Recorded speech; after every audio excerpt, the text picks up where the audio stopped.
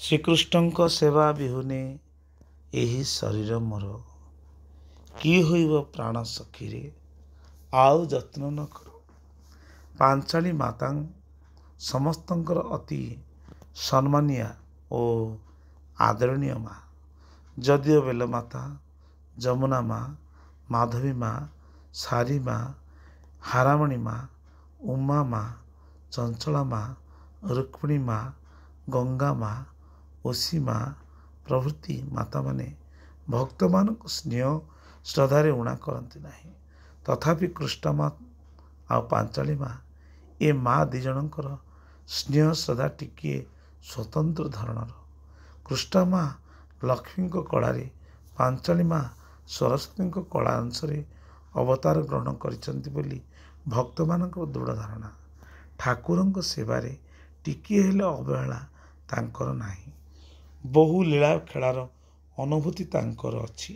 ଠାକୁର ଓ ଭକ୍ତଙ୍କ ଭିତରେ ଯୋଗସୂତ୍ର ରଖିବାରେ ସେ ସତେ ଯେପରି ସେତୁବନ୍ଧ।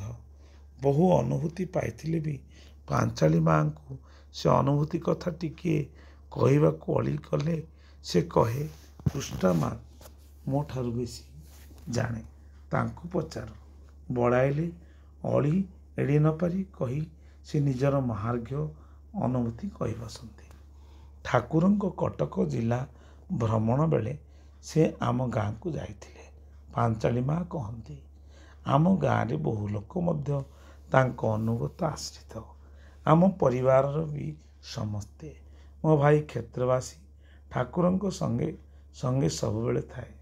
ଘରେ ରହିବାକୁ ଆଉ ମନ ଲାଗେ ନାହିଁ। ମୋ ଭାଇ ମଠରେ ଠାକୁରଙ୍କ ପାଖରେ ମୋତେ ଛାଡ଼ିଗଲେ।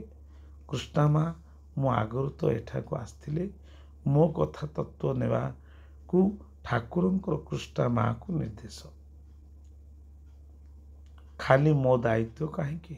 ସବୁ ଭକ୍ତଙ୍କର ସବୁ କଥା ବୁଝିବାକୁ ଠାକୁରେ ତା ଉପରେ ଦାୟିତ୍ୱ ଅର୍ପଣ କରିଥାନ୍ତି।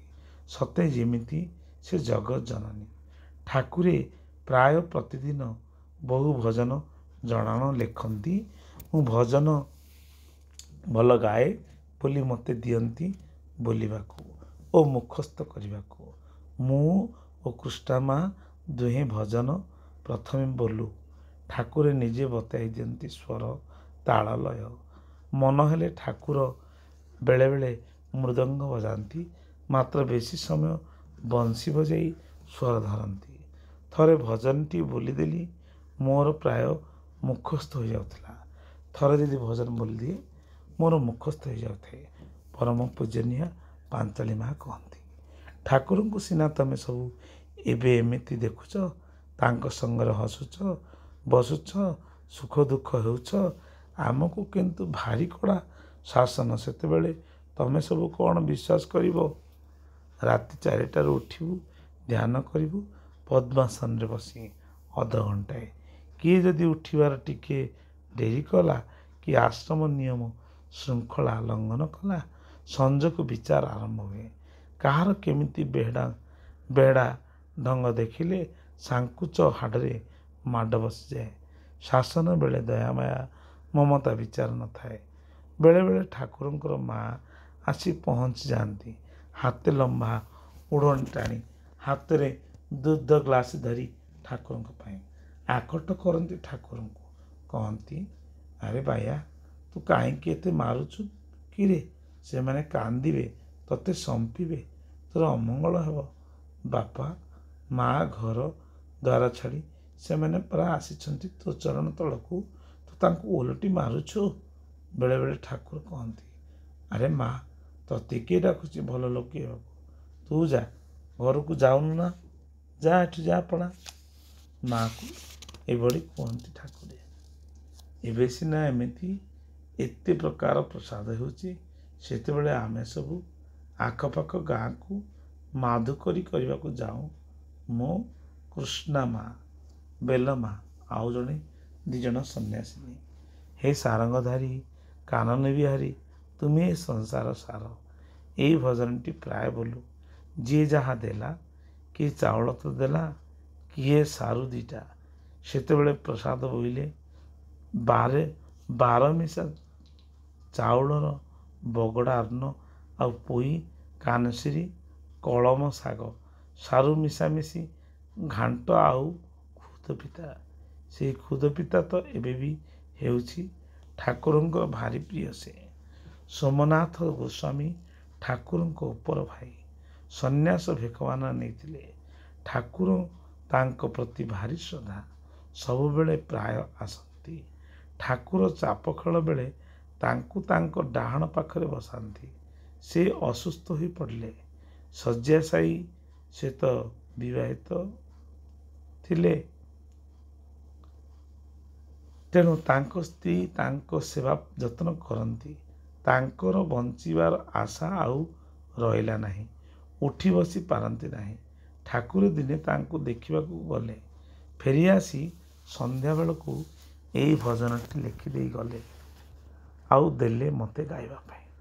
ଶ୍ରୀକୃଷ୍ଣଙ୍କ ସେବା ବିହୁନେ ଏହି ଶରୀର ମୋର, କି ହୋଇବ ପ୍ରାଣ ସହିରେ ଆଉ ଯତ୍ନ ନ କର। ଏ ଜୀବନ ଥାଉ ସେବାରୁ ଯଦି କଲେ ବଞ୍ଚିତ, ହୃଦୟ ବିହାରୀ କରୁଣା ନ କରିଲେ କିଞ୍ଚିତ। ତେବେ ପଞ୍ଚଭୂତ ଶରୀର ମିଶୁ ଯେ ଯାହା ସ୍ଥାନେ, ମରଣ ପରେ ସେବିବେ ପଞ୍ଚଭୂତ ମାନେ। ମୋତେ ଦେଲେ, କହିଲେ ଯା ପାଞ୍ଚାଳି ମା ସୋମନାଥ ବାବାଙ୍କ ପାଖରେ ବସି ବୁଲିବୁ, ତାପରେ ଆସିବୁ। ମୁଁ ଓ କୃଷ୍ଣା ମା ଦୁହେଁ ଗଲୁ। ସୋମନାଥ ବାବାଙ୍କ ପାଖରେ ବସି ଭଜନଟି ଗାଇଲୁ। ସେ କାନ୍ଦି ପକାଇଲେ ଭଜନଟି ଶୁଣୁ ଶୁଣୁ।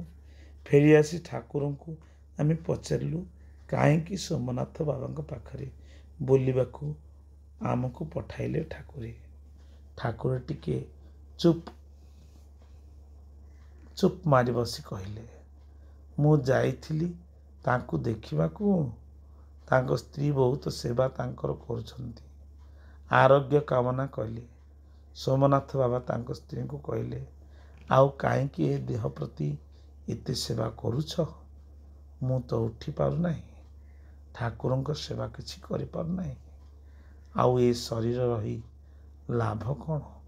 ମୁଁ ଶୁଣିଲି, ସେଥିପାଇଁ ଏ ଭଜନଟି ଲେଖିଲି। ସେ ଆଉ ବେଶୀ ଦିନ ବଞ୍ଚିବେ ନାହିଁ। ସତରେ ଠାକୁର 2 ଦିନ ପରେ ସେ ଶରୀର ତ୍ୟାଗ କଲେ। ସେ କରୁଣା ସାଗରଙ୍କ କଥା କ'ଣ ଆଉ କହିବି? ତାଙ୍କ କରୁଣା, ତାଙ୍କ ସ୍ନେହ କ'ଣ ସତରେ କଳନା କରିହେବ? ସେ ବାୟା ତ ଭକ୍ତଙ୍କ ପାଇଁ ସେ ବାୟା। ଭକ୍ତଙ୍କ ସ୍ନେହ ଟିକକ ପାଇଁ ସେ ଅଭିରାମ ବାୟା। ଅଭିନ୍ନ ସୁନ୍ଦର ଭକ୍ତ ସ୍ନେହ ପାଇଁ ପଦେ କହିଲେ, ବନ୍ଧୁ ଖୋଜିବାକୁ ଗଲି ନିଖିଳ ଜଗତେ, ତୋର ପରି ବନ୍ଧୁଟିଏ ନ ମିଳିଲା ମୋତେ। ବନ୍ଧୁ ଭୁଲିଯିବ ନାହିଁ ସ୍ନେହ ନ ପାଇଲେ କାଳେ। ଋଷି ପାରୁତିହି ଅମୂଲ୍ୟ ପଦ।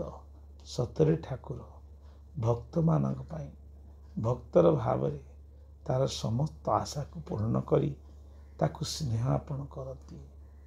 ଆପଣଙ୍କର କଷ୍ଟ କ'ଣ ଭକ୍ତ ଜାଣିପାରେ? ପ୍ରଭୁ ଯେତେବେଳେ ଭକ୍ତ ଭାବନା କରେ ଏ କାର୍ଯ୍ୟଟି ପ୍ରଭୁ କିପରି ହେବ, ତା ପୂର୍ବରୁ ଆପଣ ପ୍ରସ୍ତୁତ କରିଦିଅନ୍ତି, ତା ମନରେ ଯେପରି ଦୁଃଖ ନ ଆସେ। ପ୍ରଭୁ ସେଇଥିପାଇଁ ଗୀତାରେ କହିଛନ୍ତି, ଅନନ୍ୟ ଚିନ୍ତନ୍ତି ମାଂ ଯେ ଜନା ପର୍ଯ୍ୟୁପାସ୍ତେ ତେଷାଂ ଅଭିଯୁକ୍ତାନାଂ ଯୋଗକ୍ଷେମ ବହାମ୍ୟହମ୍। ହେ ଅର୍ଜୁନ, ଅନନ୍ୟ ଭାବରେ ମୋତେ ଚିନ୍ତା କରୁଥିବା ଭକ୍ତର ସମସ୍ତ ବାସନା ପୂର୍ଣ୍ଣ କରେ। ଅଝଟ ହେଲେ 2 ପଦ ତାକୁ ଗାଳି କରି ତାକୁ ଆପଣାର କରେ, କିନ୍ତୁ ଭକ୍ତର ସବୁ ବାସନା ପୂର୍ଣ୍ଣ କରେ। ଛୋଟ ପିଲାଟିର ଯାହା ଆବଶ୍ୟକ ତାହା ତାକୁ ଦିଆଯାଏ, କିନ୍ତୁ ଛୋଟ ପିଲାଟି ଯାହା ଆବଶ୍ୟକ କରିପାରିବନି ତାକୁ ଠାକୁର ଦିଅନ୍ତି ନାହିଁ। ଠିକ୍ ସେଭଳି ଭକ୍ତକୁ ଭଗବାନ ଯଥା ରୀତିରେ ତାକୁ ଆପଣେଇ ନିଅନ୍ତି, ତାର ମନସ୍କାମନା ପୂର୍ଣ୍ଣ କରନ୍ତି। ଭକ୍ତ ଦୁଃଖ ସୁଖରେ ପଡ଼ି ଯାଇଥିଲେ ତା ପାଖରେ ଯାଇ ଦେଖନ୍ତି। ଭକ୍ତ ଅନ୍ତିମ ସମୟରେ ତାକୁ ଆଶ୍ୱାସନା ଦେଇ ଆପଣାର କରିନିଅନ୍ତି। କୃପାମୟ ଠାକୁର ଅଭିନ୍ନ ସୁନ୍ଦର। ସେଦିନ ପବିତ୍ର ଦିନରେ ସୋମନାଥ ବାବାଙ୍କ ପାଇଁ ଏହି ଭଜନଟି ଲେଖିଲେ ପରମ ପୂଜନୀୟା ମା ପାଞ୍ଚାଳି ମା କୃଷ୍ଣା ମା ଗାଇ ଶୁଣାଇ ଆସିଥିଲେ। ପର ମୁହୂର୍ତ୍ତରେ ପରମ ପୂଜ୍ୟ ପରମହଂସ ଠାକୁରଙ୍କର ବଡ଼ ଭାଇ ମଝିଆ ଭାଇ ପଞ୍ଚଭୂତ ଶରୀର ତ୍ୟାଗ କରି ବିଲୀନ ହୋଇଗଲେ ପ୍ରଭୁଙ୍କ ସେବା ପାଇଁ। ସେ ହିଁ ଅନନ୍ତ, ହିଁ ଅଭିରାମ।